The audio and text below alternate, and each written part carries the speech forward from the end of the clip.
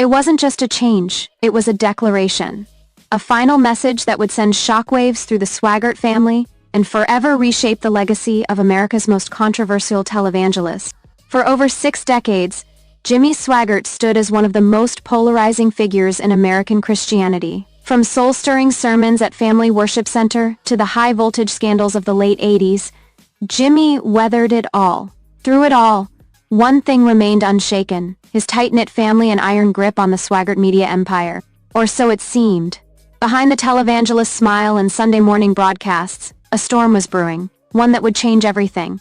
And it all began with a single decision made in the shadows of his final days. According to a source close to the family, just days before Jimmy's passing, a private legal team was flown into Baton Rouge. What they worked on behind closed doors was nothing short of explosive: a total revision of his will. Chapter 2, the original plan. Donnie was next in line for years. Everyone assumed the obvious: Donnie Swaggart, Jimmy's only son, would inherit the empire. Donnie had served as a co-pastor, spokesperson, and public face of the ministry. He had carried the family name with pride, delivering fiery sermons that echoed his father's style. Behind Donnie stood Gabriel Swaggart, the young, energetic grandson who brought the message to the next generation. With Son Life Broadcasting Network growing globally, it was all lined up. The succession plan was secure. Until it wasn't. Jimmy Swaggart had other plans. And they weren't what anyone expected. Chapter 3, the sudden change. A secret meeting. The meeting happened on a Monday evening, just 5 days before Jimmy passed. The room was quiet, somber. Present were 2 lawyers, Jimmy himself, frail but alert, and shockingly, a woman no one recognized. Who was she? According to a leaked report, this mystery woman, later identified as Sister Ma, was a longtime confidant of Jimmy. Someone allegedly kept out of the public eye for decades. Some believe she was once a choir member. Others say she was a private nurse. But what's clear is this: Jimmy entrusted her with something massive.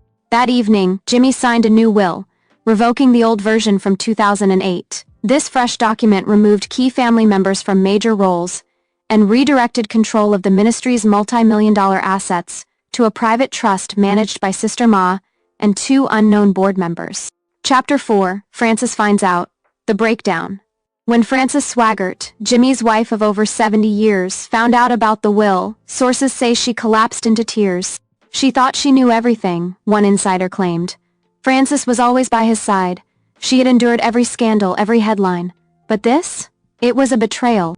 The will reportedly reduced Frances's share to a symbolic stipend, citing complete fulfillment of lifelong partnership obligations. Legal language often used to suggest emotional closure. Behind closed doors, it is said Frances pleaded with the legal team to reverse it, claiming Jimmy was not in a sound mental state. But doctors had already signed off. Jimmy had been declared mentally competent just 48 hours earlier. It was final. Chapter 5, Donnie Swaggart, the rage behind the pulpit. If Frances wept, Donnie exploded. Publicly, Donnie remained calm. His first Sunday sermon after the death was composed, filled with praise and worship. But off-camera, he was furious. Donnie believed he was the heir, one church staffer shared anonymously. He had been groomed for it. The idea that someone else would be placed above him, someone the family barely knew, was unacceptable. Insiders say Donnie immediately began exploring legal options, contacting Louisiana attorneys with expertise in estate fraud, trust litigation, and even religious nonprofit law. He wants answers, the source added, and if necessary, he's ready to take it to court, even if it means exposing family secrets. Chapter 6. A legal firestorm brews with millions in ministry assets, thousands of followers worldwide, and over a dozen real estate holdings. The stakes are incredibly high. The new will allegedly reassigns authority over the Family Worship Center campus, all Son Life Broadcasting assets, Jimmy Swaggart Bible College, and even intellectual property like sermon archives, music rights, and Swaggart's 50-plus books. In addition, there are rumors that a secret offshore fund worth $17 million was designated in the name of Sister Ma, though this has not yet been confirmed. Donnie, Frances, and Gabriel are reportedly preparing to challenge the will, citing undue influence, mental manipulation, and spiritual deception. But legally, it may already be too late. Chapter 7, The Church Reacts. Divided congregation. The moment the news hit the congregation, chaos erupted. Some members stood by the Swaggart family. Others insisted that brother Jimmy's final wishes must be respected. Lines were drawn. Social media lit up with hashtags. Hashtag Justice for Donnie. Hashtag Jimmy Knubes. Hashtag Swaggart's Candle. YouTube preachers, TikTok prophets, and Christian influencers dove in headfirst. Many accused Sister Ma of being a Jezebel spirit, while others claimed the family was obsessed with money and trying to rob Jimmy of his final voice. The once unified Swaggart audience was now split and angry. Chapter 8. Gabriel's Silence. What the grandson refused to say while Frances mourned and Donnie prepared for war. One family member remained noticeably silent. Gabriel Swaggart. The young pastor, known for his passionate youth ministry and modern preaching style, refused to comment on the will, even when pressed by Christian media outlets. But his absence from the pulpit spoke volumes. He canceled 2 major speaking engagements, removed several posts from Instagram, and reportedly turned down an opportunity to take over Jimmy's weekly broadcasts. One insider suggested Gabriel was deeply hurt but trying to remain neutral. He looked up to his grandfather like a hero, they said. To be left out like this? It shattered him. Chapter 9. Why did Jimmy do it? The unanswered question. Now comes the question haunting everyone. Why? Why would Jimmy Swaggart, a man who spent his life preaching about family, legacy, and faith, cut out his wife, son, and grandson in his final days? Theories abound. Some believe Jimmy felt betrayed by Donnie's recent decisions at the church. Others say Frances and Jimmy had grown apart privately, especially after the public scandals. One bold theory even claims Sister Ma held leverage over Jimmy, possibly related to the 1988 and 1991 scandals that nearly destroyed his ministry.